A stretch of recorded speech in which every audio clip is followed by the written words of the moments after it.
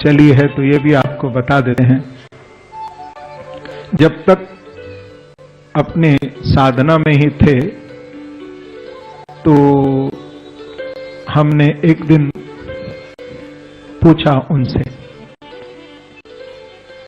तब तक कथा क्षेत्र में नहीं थे वो।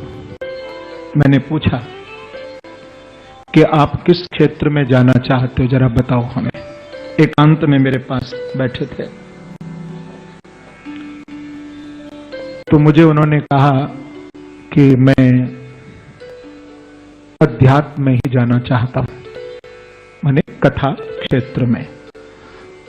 तो मैंने कहा कहीं मेरे से डर करके, या क्योंकि पिता के सामने पुत्र को संकोच तो होता ही है, एक मर्यादा तो है ही।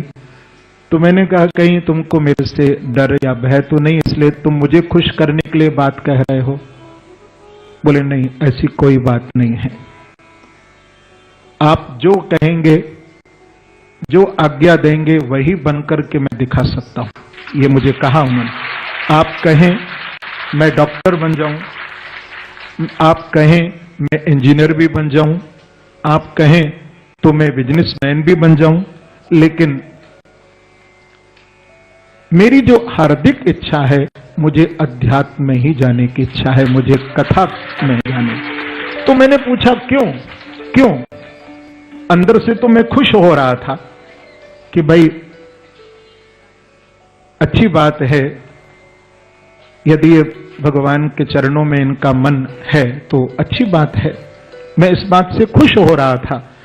लेकिन फिर भी मैंने पूछा कि तुम क्यों जाना चाहते हो? तो उन्होंने जो ये बात कही वो मैं बताना चाहता हूं। उन्होंने ये कहा मुझे कि मुझे आज के युवा को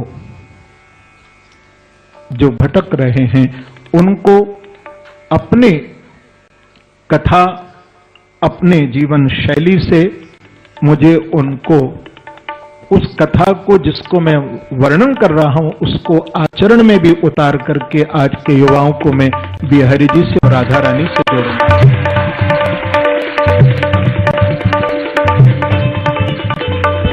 मैं कभी भी, आपने देखा होगा, मैं कभी भी कोई अपनी बात कथा में नहीं कहता हूं। आज हमारे यहां सब वृंदावन के ही सब